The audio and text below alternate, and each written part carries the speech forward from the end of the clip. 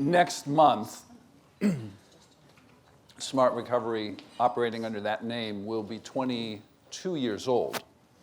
And within the first few years, we realized that we needed to describe ourselves not as we were not a non-12-step group, but what we were, which was a self-empowering group. That means that we build self-reliance. Everyone enters that developmental process of overcoming problematic addictive behavior from basically the same place. We have been favoring short-term gains and satisfactions over long-term ones, and we need to shift that balance. A life that's entirely devoted to long-term balance, long-term satisfaction won't work. We need a balance, and people will do it differently. It's our choice to do that. But the default position in human beings is to favor the short term over the long term. A self-empowering approach builds your internal capacity to do that, as opposed to the powerlessness approach. And if you're not familiar with the powerlessness approach, they're quite clear about it. You need to understand that you will never have the personal willpower to overcome this problem. This is a quote from a manual on how to operate and provide 12-step facilitation therapy. You will never have the personal willpower to address and resolve these problems. In Smart Recovery, we offer a way to develop that such that in time, you will balance short-term and long-term more suitably and live a life that is devoted to well-being and health and a proper role in society. So that's one formula for happiness. There are others. I would also suggest that this formula leads us to having moments of planned discomfort and planned lack of satisfaction. If you exercise and sometimes it doesn't hurt, you're not exercising very well. And if you eat from every plate on a buffet table, you're probably going to end up weighing more than you want to. So there are times we need to pass up and say no, because in the bigger picture, that's the sensible thing to do. It means that a happy life is not entirely comfortable and not entirely pleasing, but it needs to be looked at over a larger time frame. So this self-empowerment, what are its limits? One of the questions that's in your program is, given that there are so many things more powerful than human beings, what could self-empowerment consist of? Well, none of us apparently is going to live forever. There may be changes in the future, but I'm not counting on it in my lifetime. We can't drive cars and smash them into brick walls at high speeds and expect to walk away. There are lots of limits to what we can do. The main point here, though, is that self-empowerment is not solitary empowerment. It is entirely reasonable to rely upon the support and insight from other people. When Amanda talks to Lee and realizes, she did this, I could do this, I feel hope. That's an empowering moment, but it is not a solitary moment. It's also a moment, and you hear running through Amanda's stories, Amanda, thank you so much for your presentation, this connection to deeper values and deeper goals, and not always a clear way how to get there. Smart, for Amanda, provided a way to move forward. But she'd done a lot of work already. And that prior success is something that we would always build upon. I'm a psychologist. I treat individuals and groups in my own practice. And I'm constantly looking, what success have you already had? Because we want to build upon that. We want you to start to think of yourself as a successful person and to have the experience that I imagine that Amanda is superb at creating, people come to her group and I expect that they feel like they belong there. It was part of your story that you weren't sure that you belonged. We want Smart Recovery to create groups in which anyone can feel, I belong here. These are my people.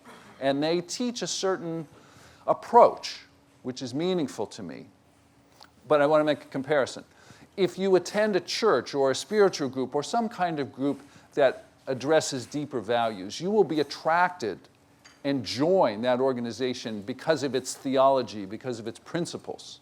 But you will stay there because you like the people. And we want to be the kind of organization that people like attending the meetings with. Building the foundation is partly about teaching an approach and partly about that interpersonal process that occurs in the meeting. And it's not for everybody. This led me to a question that I think is very much on people's minds. If I am fully self-empowered, why don't I just moderate my substance use rather than abstaining? Now, let's be clear, in Smart Recovery, we do not advocate abstinence. We do not insist upon it. We don't even recommend it. We support it for those who have chosen it. And we open our meetings to individuals who are thinking about whether to abstain, as well as those who have chosen to abstain. Which means we're perfectly fine with a moderation outcome, but it's not an outcome that we discuss in our meetings. In our meetings, we discuss how to stop. Now, in the US, I don't know if it's as big a deal in the UK, but in the US, the distinction between moderation and abstinence is like a chasm the size of the Grand Canyon. It is two completely different territories. But I would suggest that they're not so different, because both involve stopping. You stop, for instance, before the first drink or after the third drink, or in a harm reduction case, after the 10th drink. Smart Recovery meetings focus on stopping, and the individuals then make their own choice about how to use that. But we're not there to discuss the pros and cons of moderation versus abstinence. We're there to discuss stopping. So we're not controlling our participants, and certainly we can't control them outside of the meeting. You can be sure that there are many people who go to 12-step meetings who are there with the ultimate goal of moderate drinking, or they're currently attempting to do it right now. They just don't talk about it in the meeting. We're not going to talk about it in a Smart Recovery meeting either, but we're recognizing that our participants have the power of choice and they'll do what they want to do.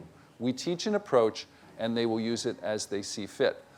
From a practical perspective, the process of developing oneself out of recovery is often a trial and error process. Amanda's story is one example of a multiple year process of learning how to accomplish this task. If one is going to engage in moderation, that's also potentially a multiple year task. And it's not the same as learning how to dance. You've heard the expression perhaps, well, you can't teach everyone how to dance. I believe theoretically we can teach everyone how to dance, but it's probably not it's not worth the effort in many cases. But the worst that happens to someone learning how to dance is you step on somebody's toes, or maybe in the extreme case you fall down, but it's probably not a serious set of problems. But there can be very serious problems in the trial and error process of learning how to moderate. So consequently, somebody might say, when I compare the limited rewards that I would get by moderating with the enormous risk that I would be taking, which includes death, from that perspective, it is a very self-empowering decision to say, I'm just going to go down the abstinence road. It's simple. If you are still at the point in your life that you think substance use is providing enormous benefit, then why are you coming to Smart Recovery? You've probably reached to the point where the benefits, whatever they were, have already been achieved, and it's time to move on to the next phase of your life. So I expect that our discussion meetings, smart recovery meetings, will always be small and intimate so that people can participate one another. But I firmly believe that someday this meeting will happen out there. How many seats in this stadium? I'm guessing 30,000. Is that about right? 30, 35,000. Okay. Someday, we will be out there. Now, this picture is particularly noteworthy because if you haven't met him, that's Dr. Joe Gerstein at the flip chart. And we've talked about standing on shoulders. So smart recovery itself is built upon a rock, a scientific foundation, and it stands upon the shoulders of many individuals who have come well before smart recovery. But the moment that I consider the founding of smart recovery, and this is a personal perspective on it, was a meeting in Dallas, Texas in February 1992 when about 20 of us flew in from around the United States. And at that meeting, Dr. Hank Robb, Dr. Joe Gerstein, myself, and that's the three of us who are here today, plus some others who are still involved in SMART, and decided that we were going to create this nonprofit activity that eventually incorporated later that year and changed its name to Smart Recovery in 1994. As we move forward, what will our challenges be? I think the fundamental challenge will be arrogance. I recently visited for a couple of days, a new nonprofit that started in Chicago in the US, and they offer their participants the chance to attend smart recovery-oriented treatment or 12-step oriented treatment. Two other facilities that I'm aware of that started in the 90s gave their clients the same choice, and the clients split about 50-50. And until Chicago, that's what I told people to expect. In Chicago, the split was 90-10. And the Chicago facility was being run by two individuals who said, we're 12-steppers. We go to meetings ourselves, we thoroughly endorse this approach, but we know that it's not for everybody and we want people to have a choice. So even in that possibly not entirely conducive environment, although they're very pro-smart, you get 90% going to smart recovery, which leads me to believe that in time, smart recovery will become the dominant approach to mutual aid. Now, for those of us who've been working for 20, close to, Joe, 30 years maybe, at this project, that may still seem like a distant goal, but I believe with other trends in society, we will see smart recovery become the dominant approach. Now, that raises problems. Different kinds of problems than we've been facing. When an oppressive government is overthrown, it is often replaced by another oppressive government because the people are used to being oppressed and they're more comfortable being oppressed, despite what they might say. Now, there are at least two forms of oppression that apply to substance users. One is if you think there must be something different than 12-step, you'll have a lot of 12-steppers tell you there isn't. And that's a form of oppression, meaning there's only one way and this is the right way. And we've tried, I think successfully so far, within Smart Recovery to convey to people that Smart Recovery is not the only way to recovery. It is simply a way. But then there's also the broader oppression in society for substance users. This one's a little more complicated. There was a time in society when a gentleman might say, it's appropriate to beat your child, beat your wife, beat your slave, because it improves their character. Now, you don't see people saying that so much anymore. Some do, but they're now not mainstream. Maybe U.S. presidential candidates aside. But it's perfectly acceptable to say, let that person hit bottom. Let's drive them down to bottom. Let's really employ tough love until they truly suffer. And then they'll get their right mind about this, and then we can help them. I'm indebted to Peter Ferenczi, a Canadian scientist, for this idea. it may be that drug users are the last group of people for whom it is acceptable to be abusive. I think this is very unfortunate. That too will change in time. We need to have meetings in which we do not oppress people with our particular approach to recovery. How many of you have heard someone who's going to 12-step meetings and it's not working, and they're told, just keep going to more meetings? But it doesn't seem to be helping. Just keep going to more meetings. Rather than the question, well, how's it working exactly? What are you benefiting from it?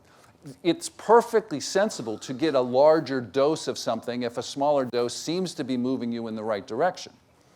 But in Smart Recovery, if it wasn't working, might we say to somebody, well, just keep using the tools, or just keep going to more meetings, or just work the points? Maybe we should ask instead, what progress have you made? Do you see any glimmers of hope here? If someone has a reason to think this is working, we can support that. We need to remember that there are as many ways to recover as there are individuals, although there will be themes. And Smart Recovery will not be suitable for everyone. One of the main points I have wanted to make in recent years is that Smart Recovery is much more than the tools of recovery. Although those tools are essential for guiding the meeting, that interpersonal experience in the meeting is a crucial element. As Professor Davidson was showing us before, there is something in the psychotherapy research called the dodo bird effect from Alice in Wonderland, where all have won and all must have prizes, enunciated by the dodo bird. And in psychotherapy, it's very difficult to show that one therapy is more effective than the other, but what are called the common factors of treatment. Do you respect the client you're working with? Do you explore the client's perspective? Are you non-judgmental? These factors are crucial in a Smart Recovery meeting as well. And when we recognize that the individuals in front of us will use the tools or not, then we can respect their own recovery process. In the big picture, Smart Recovery helps people gain independence from addictive behavior by accomplishing the 4 points, and how one accomplishes those would be the tools, but there are many tools now available, and each person is probably going to have a different how. So, as a quick example, let's imagine Colin, the proprietor and owner of a pub someplace, let's say downtown Manchester, and he's developed drinking problems, and he comes to Smart Recovery, and pretty much everybody in the room has successfully recovered by changing many aspects of their lifestyle and avoiding high-risk situations. So it would be extremely tempting for the group to say, Colin, you need a new job. You need a new business. But Colin says, this is the only thing I know. All my money is tied up in this business. I need to figure out how to make it work as a bartender, as a pub keeper, and not move on to another profession. Now, you may not have known this, but the occupation of, in the US, bartending, what would you call it here? Pub? Who stands behind? A bartender. Okay, great. Good, I didn't have to learn any English for that. This is the occupation with the highest level of alcohol problems. Now, are people attracted to the occupation because of what's there? Are they just in an extremely high-risk environment? Who knows? But once you decide to change, it's definitely a high-risk environment. So in Smart Recovery, would say, well, let's help you make a decision, and then let us help you implement that decision. That's how we would approach it, discover the power of choice. So a brief tour of self-empowerment. Thank you very much.